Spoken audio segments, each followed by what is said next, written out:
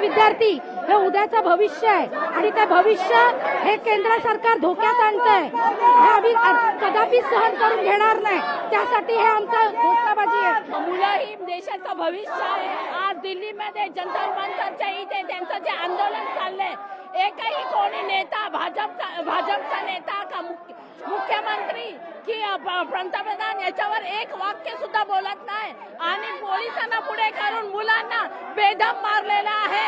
हे देशाचं भविष्य आहे. ही मुलं देशाचं भविष्य आहे आणि एकही शब्द बोलायला तयार नाही सरकार. आपल्या देशामध्ये एवढी मुलं मरण पावलेली आहेत या नीटच्या पेपर लीकमुळे. आम्ही एकच मागणी करत आहेत की धर्मेंद्र प्रधान इस्तीफा दो, मोदी सरकार जवाब दो. पण अजूनपर्यंत ही सरकार बोलायला तयार नाही आहे. महापौर हसत होत्या आमच्या निवेदनावरती, दात खिल काढत होते. काय त्यांनी मजाक समजून ठेवलेलं आहे, चेष्टा समजून ठेवलेली आहे. आमची मुलं रस्त्यावर निघालेली आहेत पण हे लोक ठसमस होत नाहीये, बोलायला तयार नाहीत. हा चर्चेचा विषय आहे.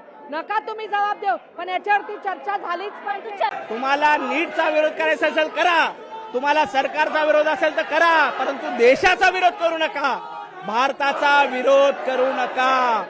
ज्यांनी भारताकडे वाकड्या नजरेनं बघितलंय त्यांचा खात्मा झालेला आहे. हा 140 कोटीचे देशवासीय भारताचा अपमान कधी सहन करणार नाही. काँग्रेसने सभागृहामध्ये भारत तेरे तुकडे होंगे अशा घोषणा दिल्यानंतर यांना लाज वाटायला पाहिजे. काँग्रेसच्या नगरसेवकाने माफी मागितली पाहिजे, उभाटाच्या नगरसेवकाने माफी मागितली पाहिजे. दुर्दैवानं उभाटाचे नगरसेवक देखील त्या घोषणांमध्ये सहभागी होते काय हे बघितलं पाहिजे आणि त्यांच्यावर कारवाई झाली पाहिजे. हे कुठलं आंदोलन आहे आणि या आंदोलनाला पाठिंबा देण्याचा प्रयत्न करतायत अमित ठाकरे आणि आदित्य ठाकरे. एवढी वाईट वेळ आली तुमच्यावर.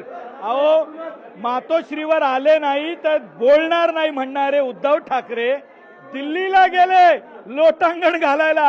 अहो, तुमची किती खालची पातळी आली. लढाई करा राजनीतिक, आम्ही तयार आहोत.